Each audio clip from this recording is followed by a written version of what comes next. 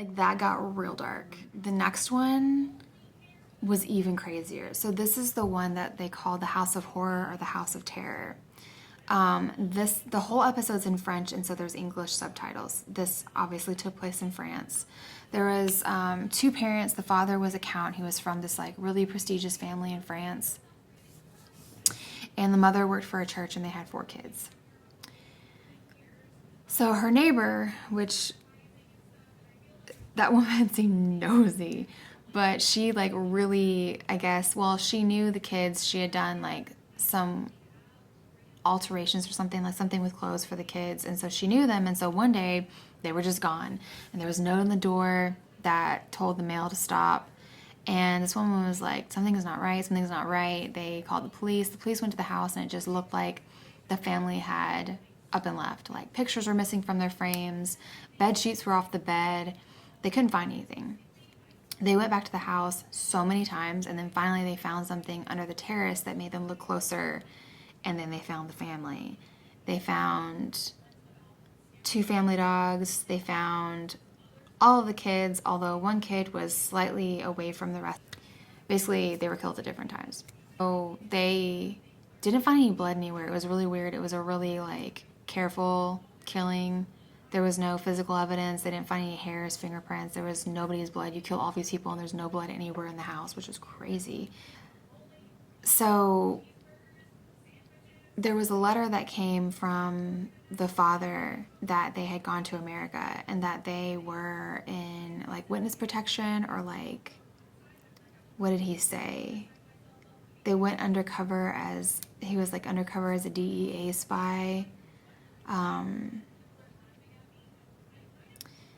It was just really weird. Her family was like, you know, they wouldn't just up and leave without saying anything to us, you know, and so it was really random. But then later on in the episode, you find out that they had tried to move to Florida in the U.S. and they had gotten denied, and so they had this like American dream fantasy that didn't get realized. So maybe that has something to do with it, but it just was like crazy and fantastical. Like, we're doing all this crazy stuff, and that's why we're not here. So one of the bodies is that, okay, so all 4 of the kids were there, the mom was there, the dogs were there, but the dad wasn't there. And people were like, there's no way he would have killed his family. He was a great dad. You know, the mom, when they had been in a relationship when they were younger, and then he decided he needed to get off and see the world, go out and see the world, and then he came back. She was pregnant by another man, but he adopted that kid as his own and then had 3 more children with her. And so, like, supposedly he was very hands-on and very affectionate with his children, and people were like, it couldn't have been him, it couldn't have been him. But they did find sleeping pills in the kids' systems, and they had been shot. And then the mother was taken off a sleep apnea machine, and they believe that she was the first to have been killed. And then the way that they were buried, so there was no sheets on the bed. That's because they were with the bodies in the bags. And they were, I guess this family was Catholic. I think, again, the mom worked for a Catholic church. And they found like artifacts like that showed that the person had a personal connection with the people that they killed and buried. Artifacts that were religious and significant to maybe the way that somebody would be buried in that religion. I don't really know. But coming to find out, even though the father, Xavier was his name, came from a very, very fancy family, his dad, when he died, which was recent to all this, had nothing to his name. And his dad thought Xavier thought he was going to get some money because he had lost a lot of money. They were about to run out of money. And he went to his dad's house after his dad died, found that he was left nothing, but he did find a gun. Started taking gun lessons, even going to the range with 2 of his sons at one point. And later on, the reason why people didn't hear the shootings was he had inquired about a silencer, used a silencer. So they find through camera footage and through activity on his car, he basically went for a very long drive, and the places that he hit up, people confirmed were significant in his life. So they thought he was making a pilgrimage to ultimately kill himself, because the last video footage they had of him was carrying a big bag with what they thought was a gun, heading off into the woods. But they never found the body. They presume that he committed suicide, but the woman, the nosy neighbor lady, thinks that he just, there were a lot of ways that he could have escaped, basically, like by water or like going to Italy, other parts of France. So it's really interesting because they talk about how when this kind of thing happens, like I feel like when you hear about fathers killing their families, it is because of financial trouble. But a lot of times, you know, they can't live with what they've done, and maybe even from the beginning, they plan to kill themselves last. So this one was really interesting in that this guy, a lot of people think, maybe just left to start a new life. And this one reminded me a lot of a case in the U.S. This guy, John List, from, was it like the 60s or the 70s? Killed his whole family because he was having financial trouble, and he left and started a new life, got a new wife. I don't think he had any more kids, but it was either like America's Most Wanted or something, or it was an Unsolved Mysteries. No, it was an Unsolved Mysteries episode, I think, where they were able to find him. So if this guy did the same thing, I hope they find him.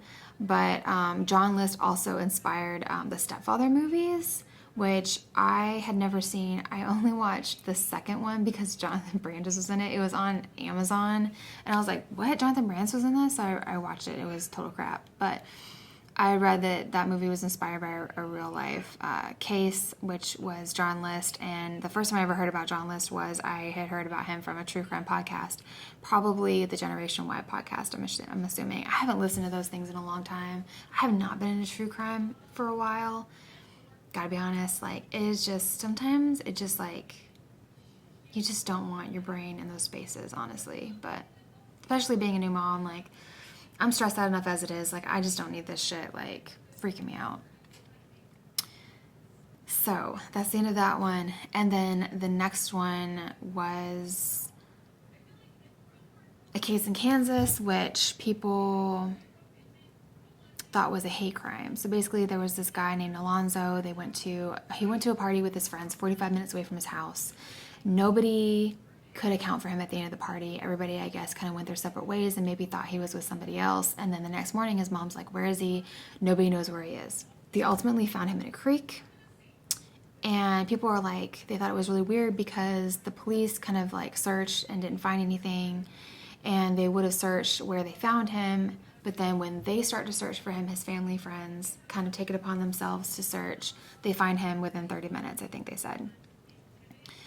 So there are all these theories, you know, like conspiracy theories surrounding what happened to him. People think that his body had been dumped there, like after the fact, after it had already been searched, and maybe he had been held somewhere for a long time. And then when they found him, he was pretty decomposed. A lot of his tissue around his neck was missing because of animal activity. So they couldn't determine if he had been strangled or anything because there just wasn't anything there. And so the medical examiner couldn't determine his exact cause of death. I don't think that they found that he drowned or anything. But his boots and hat were found on a highway way away from his body, which people thought was, you know, really weird and obviously kind of indicates like he was abducted. But he was the only black guy at this party, and supposedly there were a couple altercations. And very, very small town, and so there's indications that he was a victim of a hate crime. So that was pretty much the gist of that. I went online just to kind of see if people were getting the same like first impressions of them bringing back the show that I did. I've heard that they're going to be later on in the year. When I'm recording this is July 2020. I heard that they're going to be bringing it back later on in the year with more episodes. Because how many was that? 1, 2, 3, 4, 5, 6. So 6 episodes.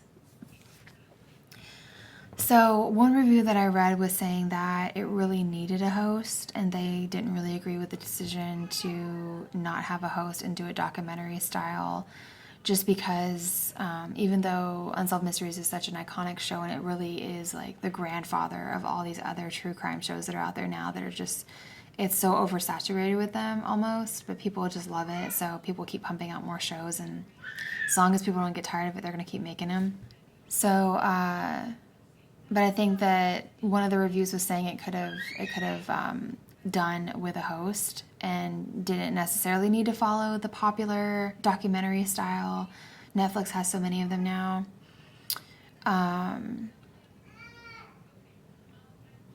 Of course, there are others that think that the show was updated and done really well, and that it was nice that it didn't have the cheesy reenactments, that the way that the little bit of reenactment sequences that they did have, it was done better.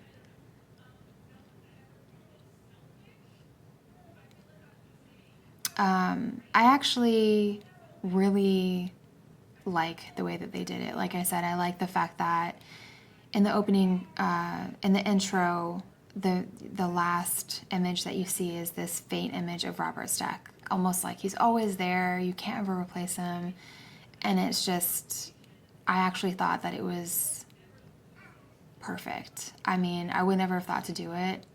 I would have thought too literal, that you would need to kind of have a host, and I think there could have been people that could have maybe definitely been creepy enough and held their own. Like, I try to think of who I would have wanted. Like, Christopher Walken comes to mind because he's just, like, super creepy.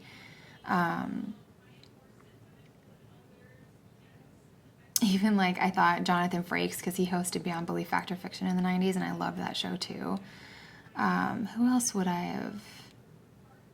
Maybe even the guy that played Candyman would have been a good one. I don't know. I think it would need to be somebody that was from the 90s that was like, had a creep factor, that maybe had done something pretty creepy and had some credibility. You know, I think that would have been good. But if you couldn't go in that vein, I think the way that they did it, like doing it documentary style, definitely updated it to what's popular these days. The 1 hour episodes with more detail was good. Honoring Robert Stack and keeping him around was great. So overall, I hope it sticks around. I loved it. I love the fact that things are coming back around again. I mean, typically I'm not a fan of people redoing things from my childhood because I just feel like they just don't do it well, and it's really hard to capture that same magic. But back in October, you know, my baby was a couple months old, and they were bringing back Right Free of the Dark, and now they're bringing back Unsolved Mysteries, and they're bringing back Babysitter's Club. And so seeing stuff like that, it's just like, it's so poignant for me, because it's like, wow, like right when I'm having my kid, like all the things that I loved are coming back around. So I'm looking forward to the rest of the episodes later in the year. But if you watched it, let me know what you think. Did you think that their updated take on it was good? Do you wish they had a host? Which story was your favorite? Like, what are your thoughts on some of the stories? I love doing these kinds of videos, and I like talking to people who like these kinds of videos. I think that they make for really interesting conversations. And so leave me your thoughts. And I'll see you in my next video.